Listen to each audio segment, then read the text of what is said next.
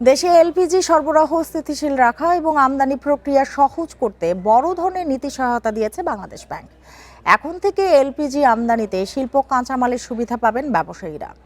সোমবার বাংলাদেশ ব্যাংকের বৈদেশিক মুদ্রানীতি বিভাগ এ সংক্রান্ত একটি প্রজ্ঞাপন জারি করেছে।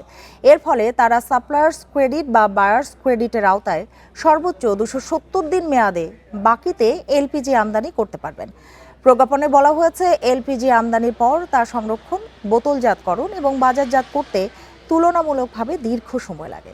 আমদানিকারকদের নগদ অর্থ প্রবাহ স্বাভাবিক রাখা এবং জ্বালানি খাতের এই গুরুত্বপূর্ণ পণ্যের আমদানিতে গতি আনতেই ঋণের সময়সীমা বাড়ানো হয়েছে।